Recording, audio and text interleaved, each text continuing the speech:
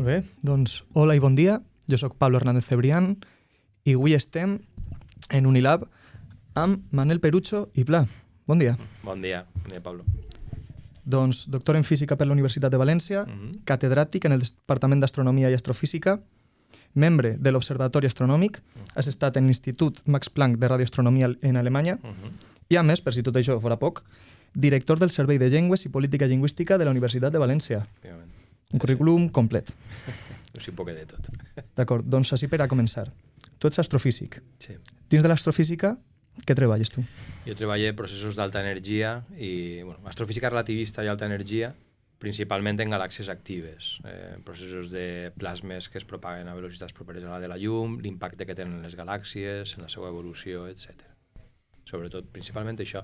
També en plasmes relativistes en microquàsars, que són una versió reduïda dels quàsars, de les galàxies actives, en la nostra galàxia, perquè són més petits i són més difícils d'observar, i són també plasmes que es propaguen prop de la velocitat de la llum, que impacten en el medi. Tots aquests dos processos ens interessen com a laboratori de plasmes relativistes, per una banda, però també des de la perspectiva de l'efecte que han tingut en l'evolució del nostre univers.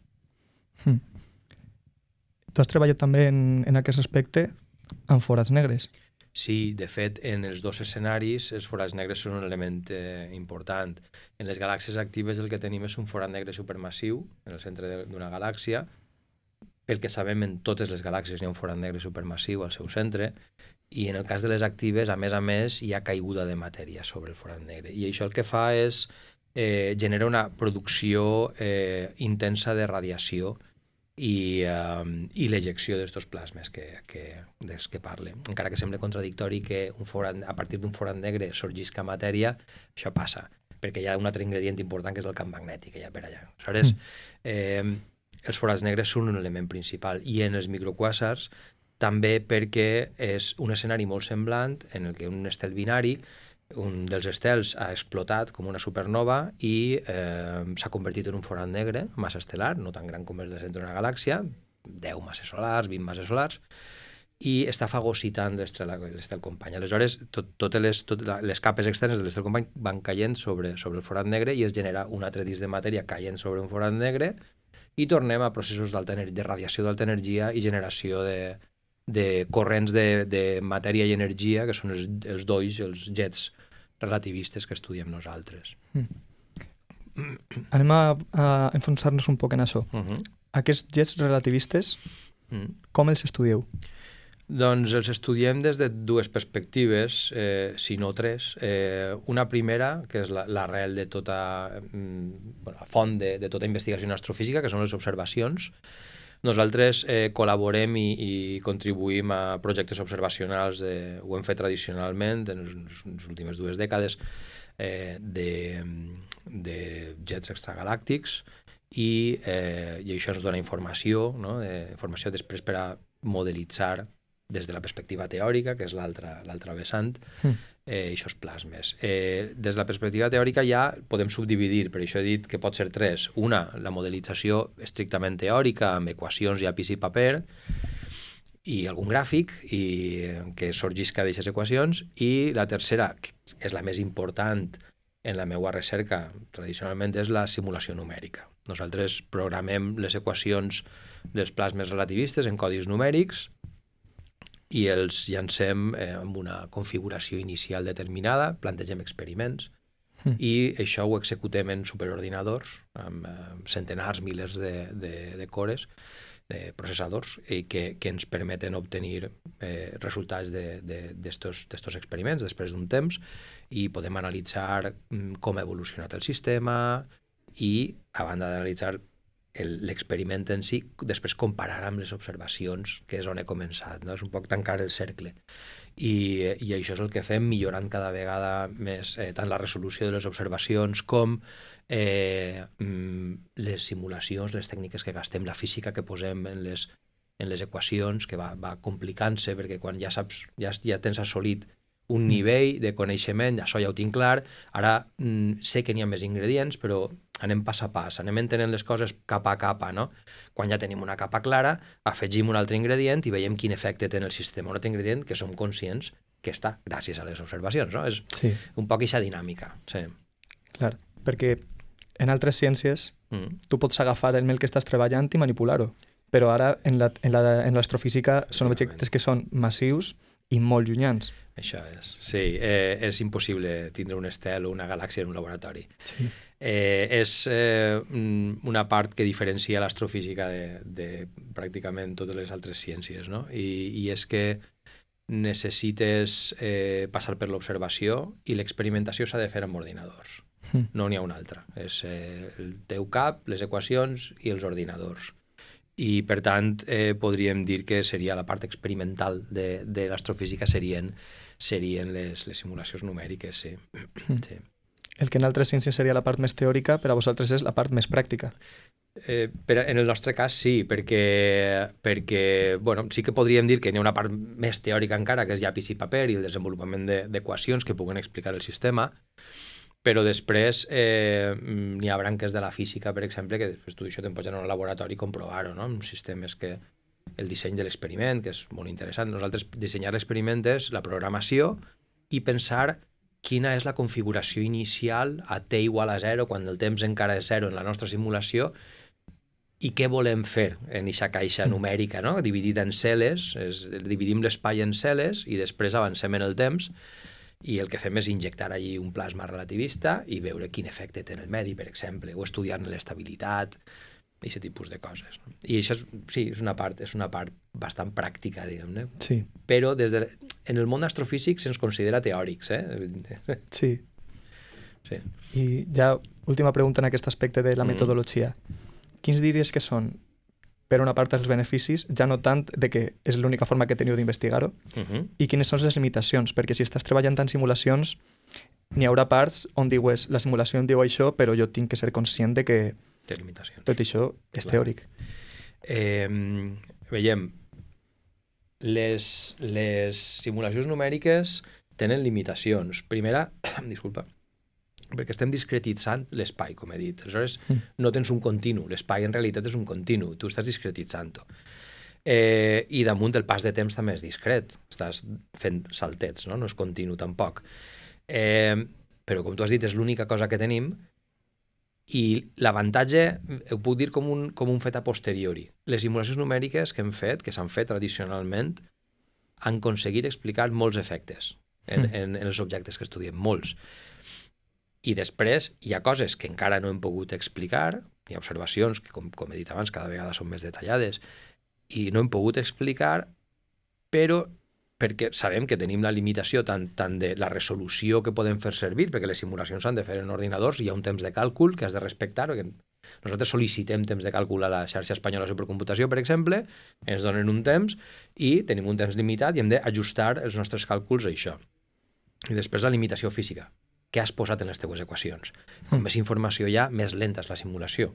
Per tant, necessitem optimitzar, treballar amb matemàtics, gent del Departament de Matemàtica Aplicada, com per exemple Isabel Cordero, una companya que està desenvolupant, ajudant-nos a desenvolupar tècniques, ella i el seu equip, i Zarne Martínez, que és la seva estudiant, una tècnica novedosa per a tractar una nova física que volem posar en les nostres simulacions.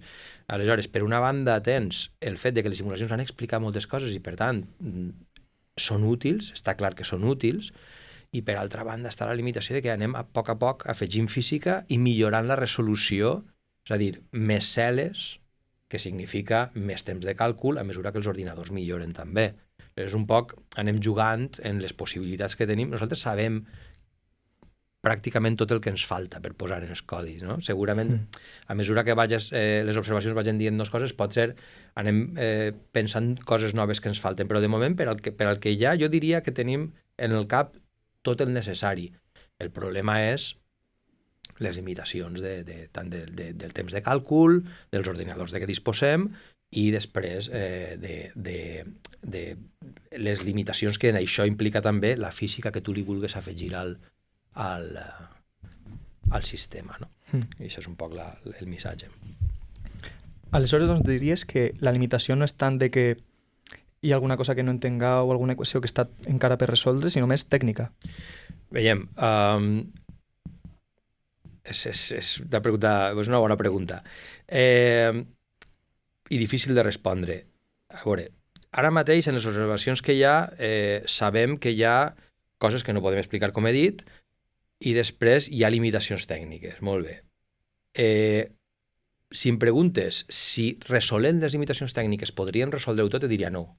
És a dir, no és només això. Però els processos principals, és a dir, grosso modo, les conclusions bàsiques, fonamentals que podrien incorporar la informació, jo crec que tindríem una visió molt més completa, òbviament, si no tinguérem les dificultats tècniques que tenim. Però això és impossible d'evitar, això sempre estarà, les dificultats tècniques sempre estaran. Tu vas avançant conforme vas podent. També hi ha un tema de temps, és a dir, programar cada novetat que tu incorpores al teu codi implica uns tests que has de passar per comprovar que ho has fet bé, que el codi està funcionant bé, després has de programar, analitzar, etc. I això és temps. I mentrestant també estàs fent altres coses. Per tant, normalment això sol vindre de la mà d'estudiants de doctorat que fan aquesta tasca més de el treball dia a dia per a poder anar avançant, no? Perquè no tenim temps de fer-ho tot. Després hi ha en el que estudiem nosaltres i en astrofísica en general hi ha un problema que és el de les escales. Sabem que hi ha processos que ocorren a gran escala, que són els que podem simular nosaltres en les nostres simulacions, i després hi ha processos dins d'aquests sistemes tan grans, que estem parlant de milers, de centenars de milers d'anys llum, hi ha processos que ocorren a escales de les partícules. És a dir, hi ha partícules elementals que són accelerades, guanyen energia en certs escenaris, en certes situacions, en aquests objectes, i clar, ens n'anem d'escales de partícules, escales subatòmiques, a escales de milers, centenars de milers d'anys llum. Això és impossible tindre en una sola simulació. És clar. I això això no sé si algun dia ho salvarem. El que estem fent ara és utilitzar la informació. Diferents grups a nivell internacional, el que fan és utilitzar la informació de simulacions numèriques dedicades a estudiar les escales de les partícules com a informació per a incorporar-ho a la gran escala. Perquè, clar, aquests processos de petita escala tenen efectes macroscòpics. Per tant, ho incorpores en les teues equacions, una miqueta com una coseta que dius, bueno, això passa dins de la cel·la, molt, molt dins de la cel·la, però com sé que està passant, jo ho incorpore a les meues equacions a gran escala i fem aquest tipus de coses.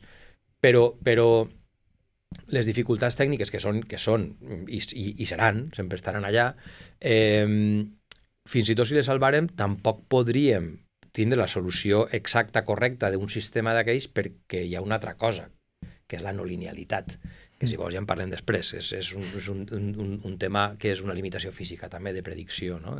Que és la de l'oratge, per exemple. En l'oratge passa el mateix, no pots predir l'oratge a més d'uns dies vista perquè amb molta seguretat, perquè és un sistema no lineal. No? Clar.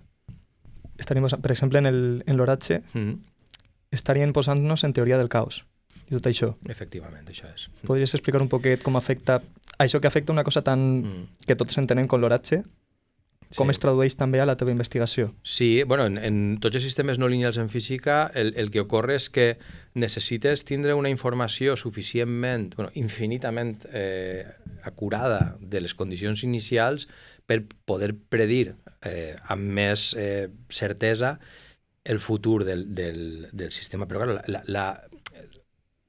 la perfecció en quant a la informació inicial és impossible, sempre n'hi ha error, tant en les mesures com en la quantitat de dades que tu pots tindre. No pots tindre dades de cada punt de l'espai. En aquest sentit hi ha la frase aquella famosa de pot una papallona provocar a Brasil, no? Aletejant en Brasil, provocar un tornado en Arkansas. Eixa frase, que és òbviament una exageració, el que està dient-nos és que està plantejant-se la pregunta d'un petit canvi en les condicions inicials d'un sistema poden alterar significativament en un futur, depenent de l'escala del sistema, a gran escala, no? Poden alterar-lo a gran escala. En el nostre cas, jo de vegades faig un po' de broma amb els meus companys dient que estem fent meteorologia o estudiant l'oratge a escales cosmològiques, perquè, clar, estem intentant explicar amb un cert detall pràcticament impossible, fonts particulars quan desconeixem les condicions inicials de la font, perquè les nostres observacions seran molt precises i tindran cada vegada més resolució, però no tenim tota la informació que necessitaríem per a després posar-la en una simulació numèrica i que ens doni el mateix objecte. Això és impossible. Per això et deia que aquesta limitació sempre estarà. Estudiarem els fenòmens, entendrem els fenòmens, reproduirem més o menys les morfologies, però serem incapaços de reproduir una font exactament perquè no tenim tota la informació que caldria per poder fer-ho, perquè són sistemes complicadíssims. Allà tens el forat negre, tens el disc, tens el camp magnètic a unes resolucions que comencem ara a poder observar. Tens després el camí que recorre este objecte per la pròpia galàxia, que està plena de núvols, d'estels, és una bogeria i no tens tota la informació. Això és un poc... Com afecta? Pues afecta d'aquesta manera, afecta limitant-nos a estudiar fenòmens físics en aquests escenaris, però sent incapaços de reproduir un objecte en particular. Aquesta seria l'afectació principal. En la típica escena de pel·lícula, de que els físics del món diuen que ve un asteroide. Molt d'acord amb això. Això podria passar paregut amb el que tu treballes? És a dir, podria en algun moment una detecció vostra dir un doll d'aquesta galàxia es dirigís directament cap a la Terra? Quines implicacions tindria? Com seria això? Primer, ens arribaria la radiació, no? Perquè aquests objectes emeten radiació electromagnètica amb molta intensitat, d'alta energia, i això ja passa. Hi ha jets que estan apuntant en la nostra direcció, però estan molt lluny, és impossible que ens arriben, no? I els veiem molt brillants, perquè a més hi ha un efecte relativista que fa que es colime la radiació que emeten aquestes partícules, es propaga principalment en la direcció de la propagació de les partícules. De manera que tot allò que s'hauria d'emetre en totes les direccions acaba en un con estret en la direcció de propagació. Aleshores, ho veuries brillant i ho veuries primer. I aleshores, si estiguera suficientment a prop, podries dir, home, d'ací un parell de milions d'anys o X, és possible que això ens arribara, no? I quina seria l'afectació? Doncs a distàncies grans relativament poca, perquè els estels tenen, i el nostre estel també, el Sol, tenen uns vents que ens protegirien de l'impacte d'este flux de matèria i energia, mantenint una capa de protecció a una certa distància. Clar, si el nostre estel estiguera dins d'una galàxia en la que hi ha un doll i passaren per dins, segurament ens fregiria. Però depenent de la distància. És molt més perillós la radiació que emeten aquests objectes en la seva zona central, que a més va dirigida en la direcció de propagació, el qual implica que si passes per allà et va tota a la cara. Això és perillosíssim. Els raigs gamma que emet podien destruir la capa d'ozó en poc de temps i seria, imagineu, no? Un desastre. Però a distàncies molt grans seria un efecte molt menor, molt més suau en quant a la radiació, perquè al final la radiació, la intensitat va minvant amb el quadrat de la distància, no? I d'alguna manera també el flux de la matèria perd inèrcia, no? A mesura que va propagant-se i el vent solar seria més capaç d'aturar-lo. El problema seria viure en una galàxia activa. Això seria un problema. La nostra galàxia, per sort, és una galàxia tranquil·la.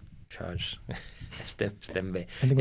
S'especula amb el fet que en el passat hi haguera un brot d'activitat en la nostra galàxia perquè hi ha unes bombolles de radiació en gamma, precisament, que s'anomenen les Fermi Bubbles, perquè va ser el satèl·lit Fermi el que les va descobrir, i estan alineades perpendicular al pla de la galàxia i podria ser que respongueren a un brot d'activitat. Però, com nosaltres estem en el pla de la galàxia i això va en la direcció perpendicular, tampoc ens haguera afectat tant. Doncs amb això que em dius, en l'astrobiologia, que avui en dia s'estudia molt tant tot això de no, tenim que colonitzar Mart i tot això, la Terra com a planeta habitable és una cosa que moltes voltes es diu que no és una cosa tan estranya des del punt de vista de els planetes que hi ha i que a l'univers té que haver molts, però perquè l'univers és molt gran. Sí. Tu tens un llibre, Univers Violent, bueno, Ecos de l'univers violent, Ecos de l'univers violent. que per ser finalista del Premi Europeu de Divulgació Científica i Estudi General, felicitats, Gràcies. que hi ha el propi nom que tu també emples en altres parts, univers violent. Des de la teva perspectiva, ja no de tenim els planetes formats, si estan orbitant sol, quines probabilitats, des de la perspectiva de tot l'univers, com de difícil diries que és que un planeta com la Terra pugui haver vida? És difícil donar un número perquè, clar, desconeixem, ens falten dades, però jo diria que no és tan fàcil com comptar planetes, no? Òbviament. Pel que dic, perquè la vida necessita... Parlem de vida com l'entenem nosaltres? I això és la primera pregunta. Si parlem de vida com l'entenem nosaltres, per simplificar un poc la discussió, perquè, clar, si parlem de vida, d'altres formes de vida, vida subterrània, vida subaquàtica, això té moltes més opcions, perquè està més protegida de la radiació. Però jo crec que calen una sèrie d'ingredients, això ho explica el llibre, calen una sèrie d'ingredients... En el llibre em faig la pregunta de com és possible que estiguem així, tenint en compte l'univers en què vivim, no? I un poc explique quin és el procés al llarg de la història de l'univers que ens ha portat, que ha conduït a la nostra existència i per què el context astrofísic és important per a que s'hagi desenvolupat com s'ha desenvolupat. Per què? Doncs perquè hi ha supernoves, hi ha erupcions de raigs gamma, els centres de les galàxies són una fira, vull dir, és doble de radiació per tots els llocs, radiació d'alta energia nociva per a la vida. Llavors, les pròpies estels, no? Les pròpies estrelles, són de vegades enemigues dels seus planetes, no?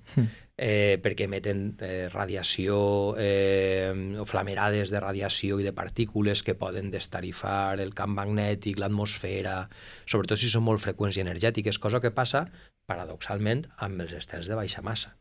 Què diries? Els estels de baixa massa que tenen vides més llargues i podien ser més tranquil·lets, són menys brillants, al contrari, en aquest sentit són més agressius, no? Doncs no és tan probable com podríem pensar, efectivament. És una cosa que requereix unes condicions molt particulars, perquè a banda la vida necessita un temps per desenvolupar-se. I tot aquest temps que en el nostre planeta han estat milions d'anys, no? Clar, en milions d'anys has de tindre una pau còsmica suficient com per a que la cosa no vagi malament. Bueno, així els dinosaures ja els va passar una cosa, no? Sí.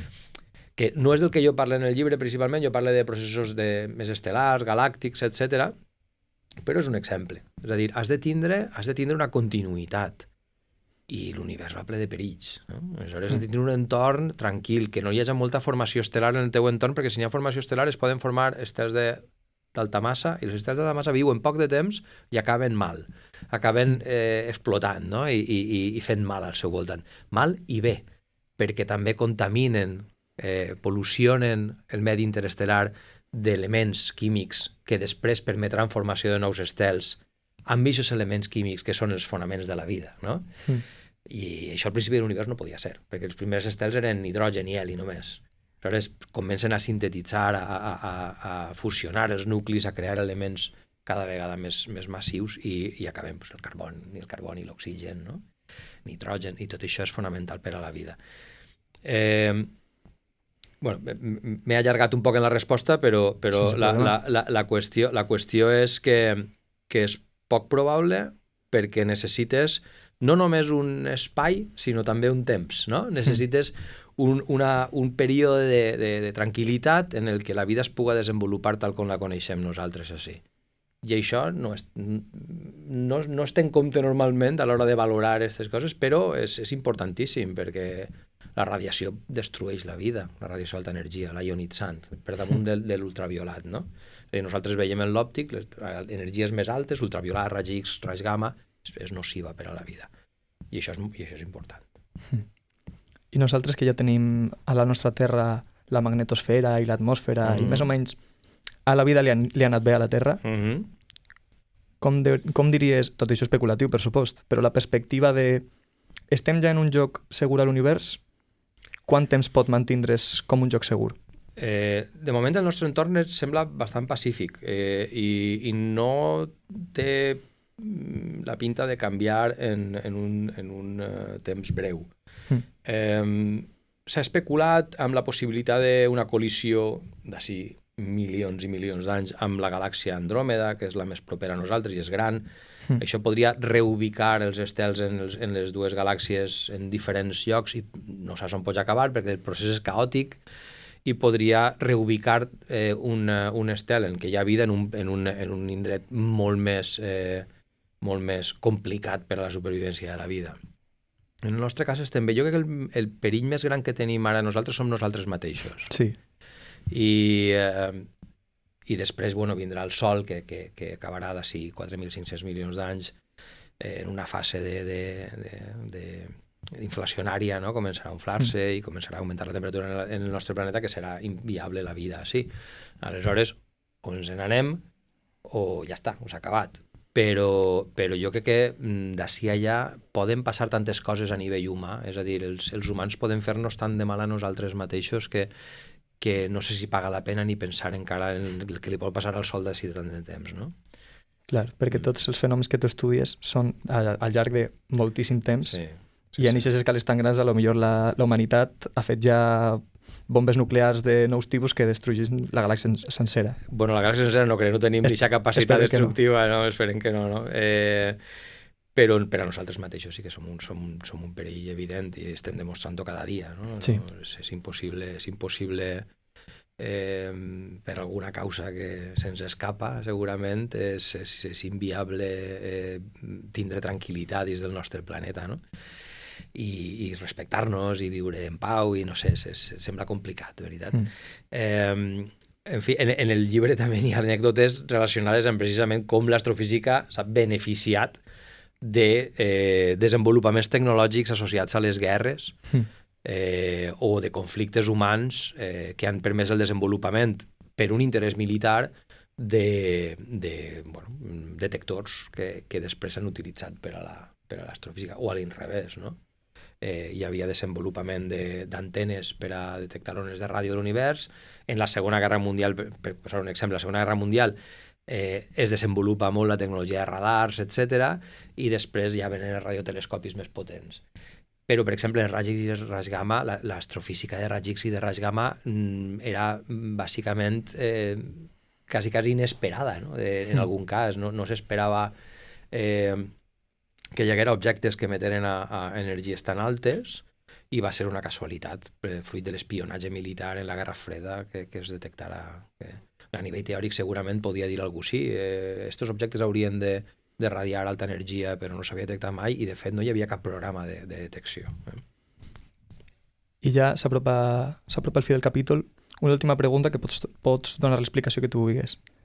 Quina diries que és avui dia la relació en l'astrofísica i el component més, com el que estaves dient, de que sempre per exemple, per a motius militars, però també ha donat molts beneficis dels satèl·lits, que han avançat molt la tecnologia. Quina diries que és avui dia la relació entre el progrés de l'astrofísica i la vida de la gent de a peu? Home, hi ha efectes... Jo crec que el més important és aprendre, és saber, és desenvolupar-nos com a espècie que sap, que coneix, que vol entendre els motius últims físics, motius naturals, com a mínim, no? Que és el que podem fer de la nostra existència, les causes, com és el nostre entorn, per què, no? Per què, no? Això és molt important. Després, si em preguntes per la part pràctica, cosa que és una pregunta que a mi sol incomodar-me en el sentit de que jo crec que no hem de centrar-nos en l'aplicació pràctica de la ciència, ja vindrà.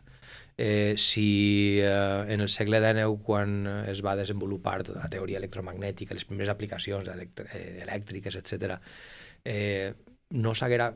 4 lunàtics no hagueren fet això, no estaríem fent el que estem fent tu i jo si ara, ni tantes altres coses.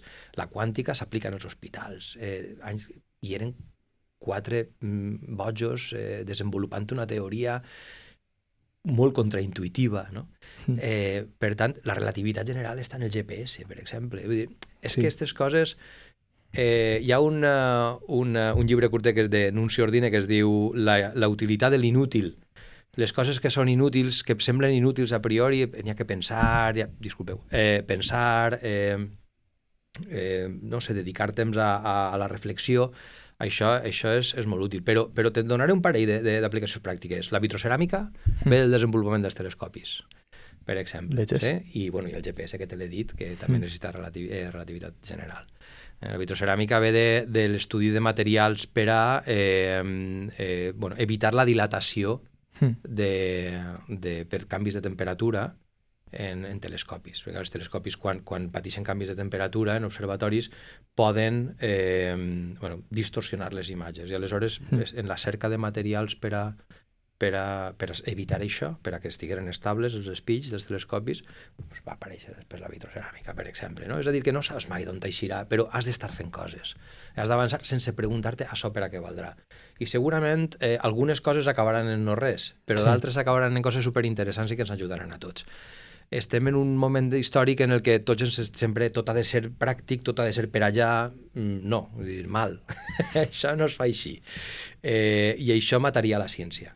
I si mata la ciència, mata el progrés. Tornem a l'edat mitjana o no sé, en fi. Doncs em pareix una resposta fantàstica.